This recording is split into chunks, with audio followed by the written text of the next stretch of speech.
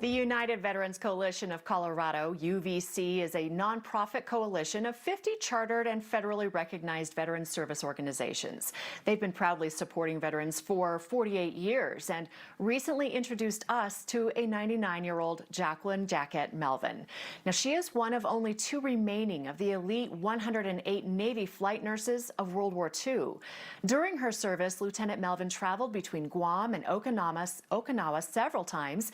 It's an 8-hour flight each way in order to evacuate critically wounded U.S. soldiers in an active war zone. I had the honor of chatting with Jacqueline Melvin and Admiral Dick Young from UVC. It was 1945. You were just 24 years old, and you were thrust into combat conditions in Iwo Jima and Okinawa in order to aid in the evacuation of wounded U.S. soldiers. Please tell us what that was like as a young woman. I really never was afraid, but when I started thinking, what am I doing here? Once in a while, then I'd get scared. But the pilots and the men were also wonderful. Everything worked just like clockwork. We had to have a schedule for our flights from Guam to Okinawa. I think I went 11 times to Okinawa to pick up the wounded. And we were only supposed to be on the ground for an hour. When you landed, what were the conditions like there for you and the other Navy nurses? Well, on the ground, it was fine because the fighting was taking place about 15 miles away, I think, on the shore. It must have been great big ships. They said maybe destroyers. They had great big guns, and you could almost feel the ground receiving that boom, and then the smoke would billow up. I remember the pilot said, "Look over there. That's where it all is right now." Wow. I looked over there, and all this smoke was going up, and the boom of the rumble and everything. And of course, the kamikazes were all night long bombing on the boys. They didn't get any sleep at all. Oh, I can imagine. And that's all they could talk about right then and there. And then they would settle down, and then we would take off and head back. As a flight nurse, you had to go through flight nurse procedures. So tell us about the other training you had to do prior to any flight over those dark waters.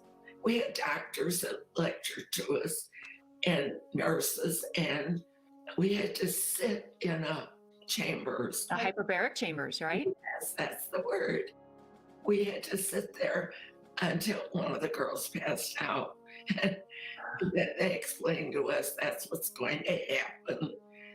I understand that there's a very special place in your heart for veterans. So I want to know why it's so important that we continue to honor the men and women who fight for our freedom each and every day. Oh, we have to support them if we can, because they love their country, they love their flag, they served.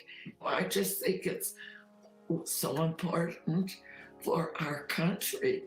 It is indeed important. Thank you so much, Jackie. Admiral Young, Lieutenant Melvin's remarkable story is one of valor and selfless sacrifice. Why is her story and her legacy so important for our history? Well, one, it's something that happened, I don't know how many years ago, sometime in World War II. And we don't have a lot of pictures of that. And what I found was through her daughter, pictures that were taken in the plane itself, bringing badly wounded Marines and soldiers back from Iwo Jima to a hospital in Guam.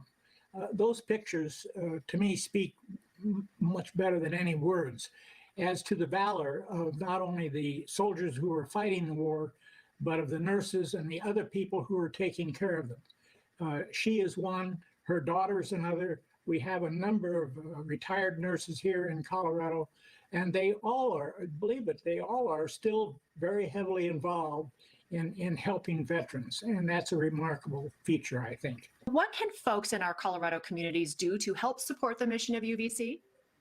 Well, I think one thing would be to speak to their legislator and let them know that they do support veterans. Unfortunately, as the body bags become fewer coming back to the United States when we're not in a shootout war, interest in veterans things just drops. It just is not as important as it is at other times. And so we need to keep reminding them through our people who are supporting veterans that keep in touch with their legislatures and to make sure they're aware of veterans and the veterans' needs.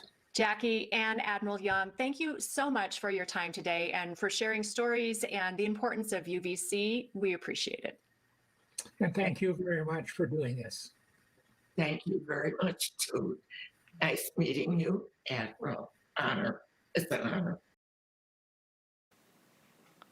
What a story of heroism and sacrifice. Now, throughout Jacqueline's life, she shared with her husband, who was a colonel in the Marine Corps. Jacqueline has been a role model to many, particularly her 8 children, 4 of whom also served our country through military service.